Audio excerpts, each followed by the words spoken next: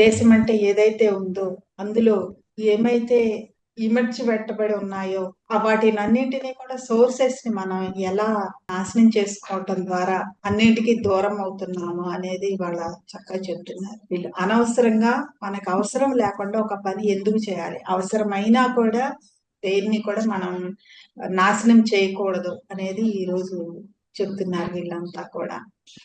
చాలా అద్భుతంగా అనిపించింది. ఒక్కొక్క మాస్టర్ వచ్చి వాళ్ళకున్నటువంటి ఆ వ్యూని ఈ దీని గురించి ఈ విషయంగా షేర్ చేసుకోవడం చాలా అద్భుతంగా అనిపించింది. ఎందుకంటే మనకు తెలుసు ఫ్రెండ్స్, కొన్ని కొన్ని ప్రాంతాలలో కొన్ని కొన్ని ఉంటాయి. సోర్సెస్ ఉంటాయి, వనరులు ఉంటాయి, ఉండవు. కంఫర్ట్స్ ఉంటాయి, ఉండవు. కానీ నేను ఈస్టర్న్ స్టేట్స్ వెళ్ళినప్పుడు, సిక్కిం అటు వెళ్ళినప్పుడు చూసాను.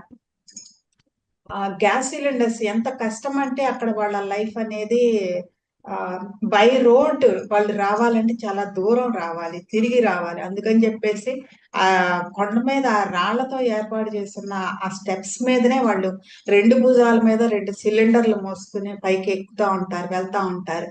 అలా మోసుకెళ్ళి ఆ రెస్టారెంట్స్ లో వాళ్ళు వంట చేసి పెడితేనే మనం తింటాం అన్నమాట.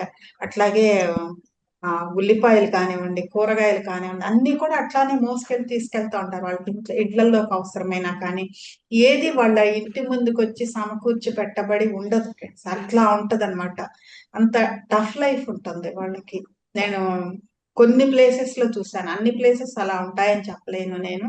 కొన్ని ప్లేసెస్ లో చూస్తాను నేను.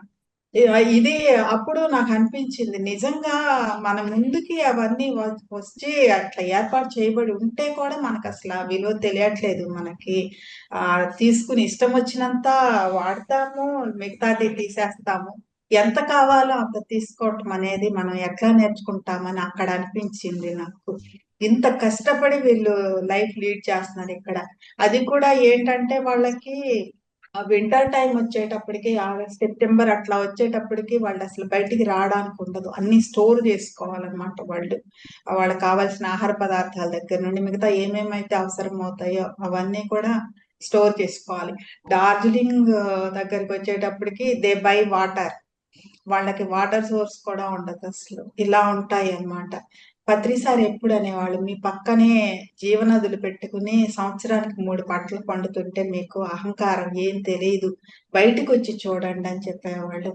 ఒక్కొక్క ప్లేస్ నేను తిరుగుతున్న కొద్దీ కూడా నాకు ఎలా అయిపోయిందంటే మనకున్న సోర్సెస్ ని ఎలా జాగ్రత్తగా యూజ్ చేసుకోగలం మనం, ఆ సోషల్ రెస్పాన్సిబిలిటీ అనేది మన సెల్ఫ్ గా బై సెల్ఫ్ ఎలా తీసుకోగలం అనేది అనిపిస్తా ఉండేది ఫ్రెండ్స్ నాకు.